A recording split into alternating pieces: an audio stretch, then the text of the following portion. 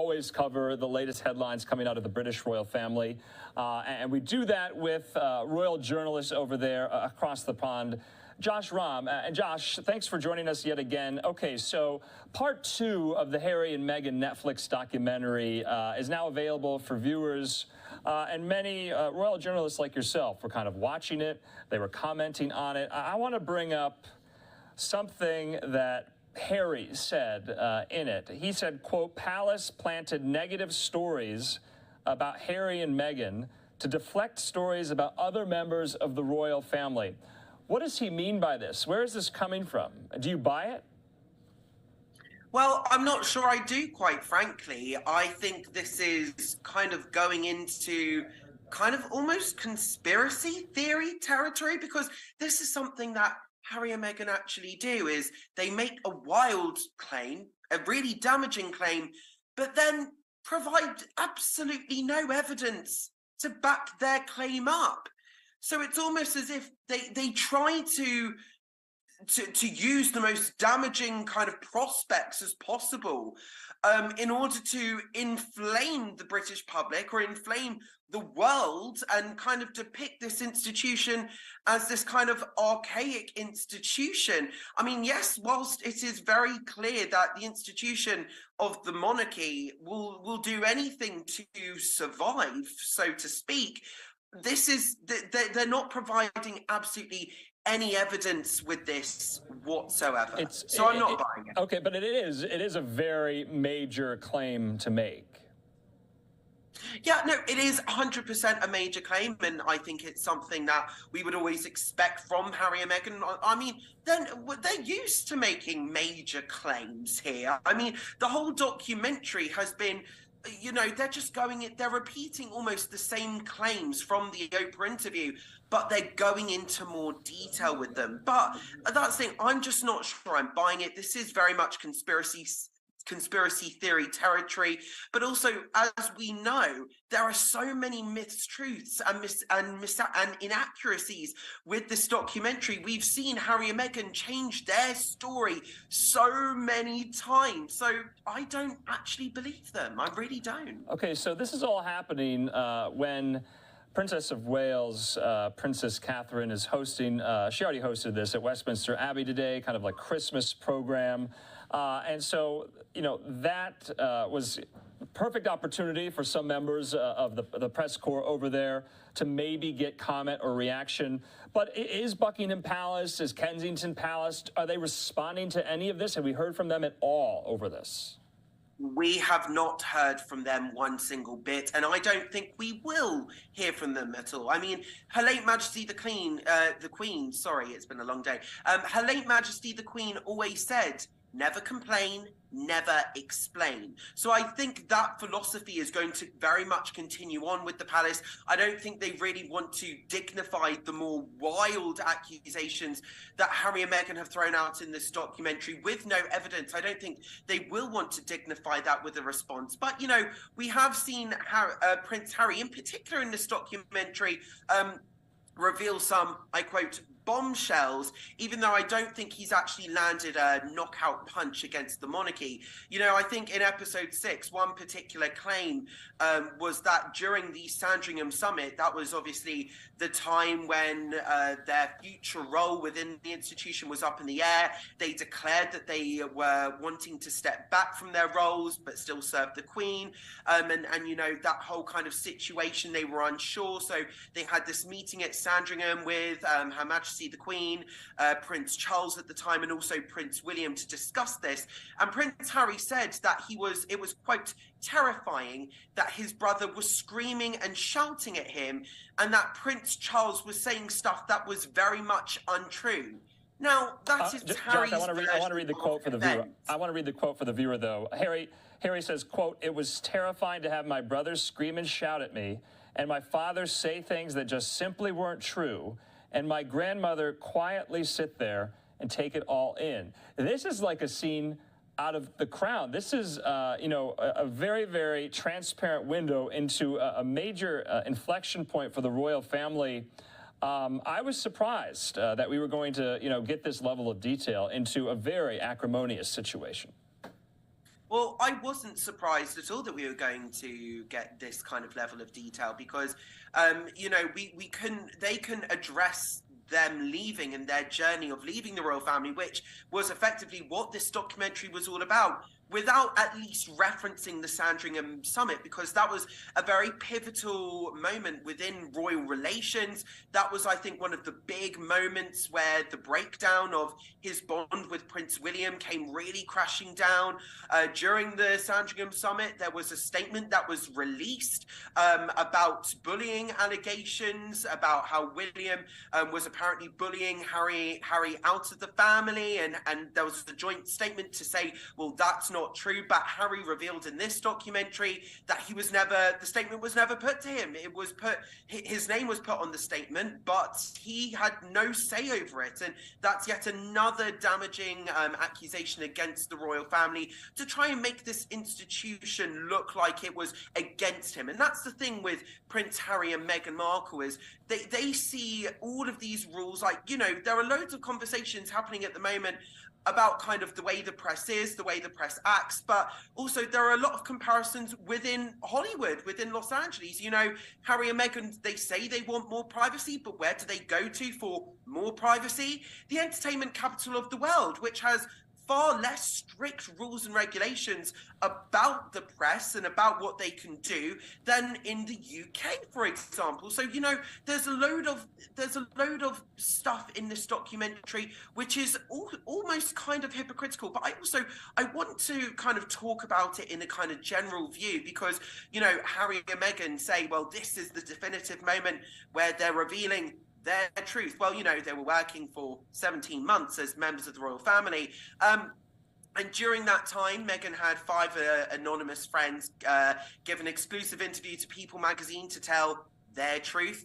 They did a documentary with Tom Bradby from ITV News to tell their truth in South Africa.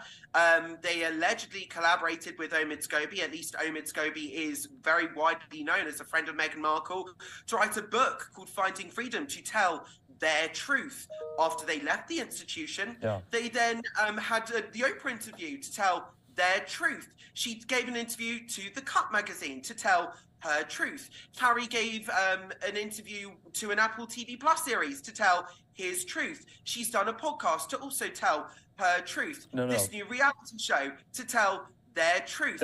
Harry's got a book coming out called Spared to tell his truth. Point is definitely taken. They're constantly saying, oh, we're just telling their truth, but for what? Yeah.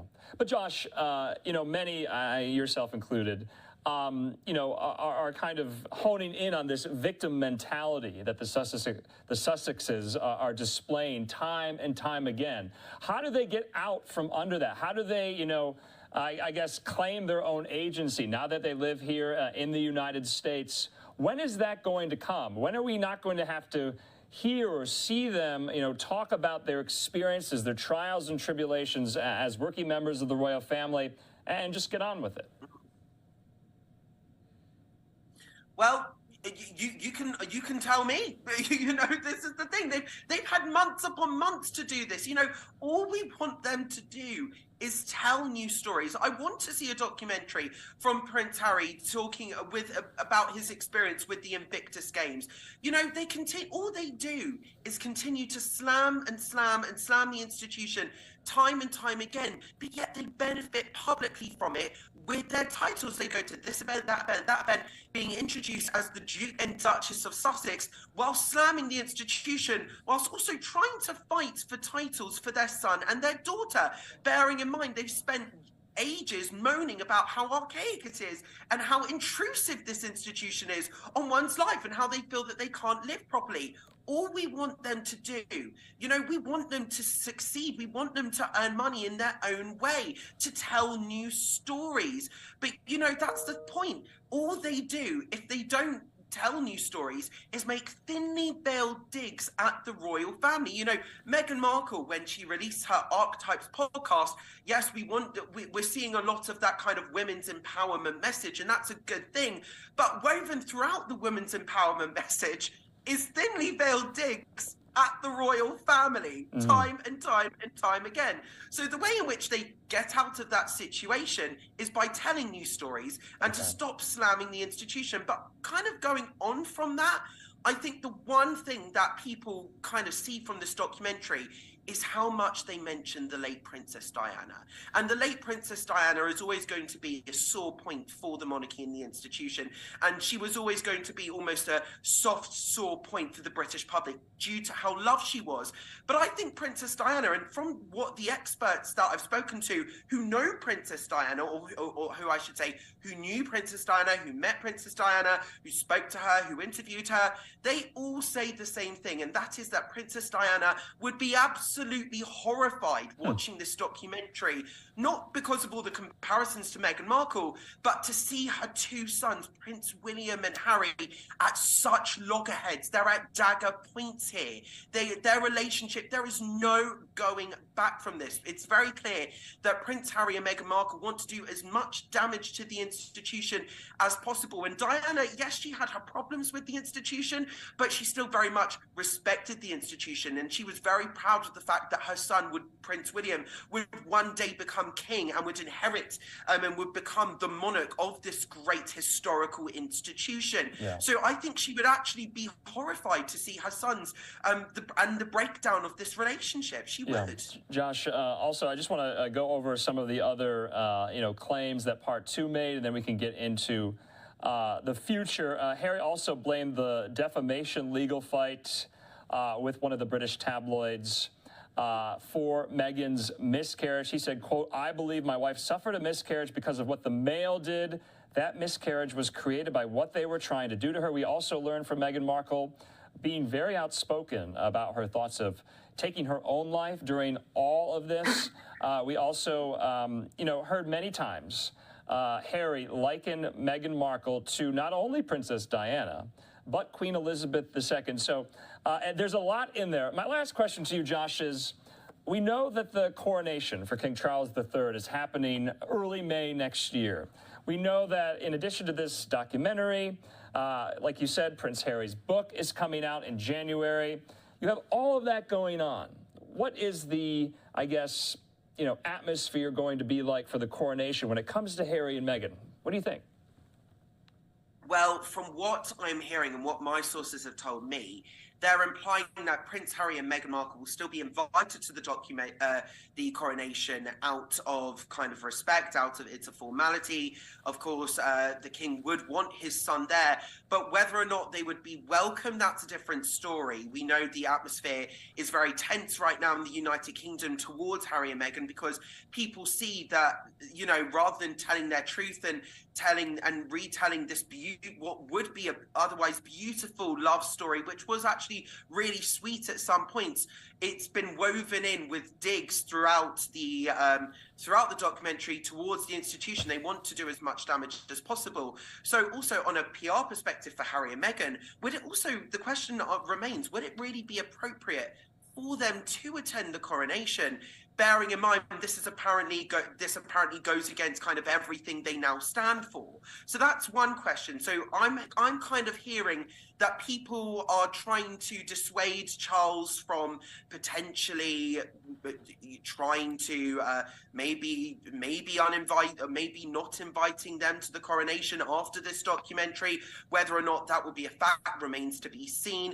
But what I am hearing is there is at least a push for them to not attend. Okay. And bearing in mind, if they do attend, I'm not actually sure how welcome they would be, given what they said, because I think the real message coming out of this documentary is there's no going back from this now. The bridge has been burned. All right. Josh Rahm, I know it's late there. We appreciate your time. Thanks so much for joining us as always. We'll talk again. Speak soon.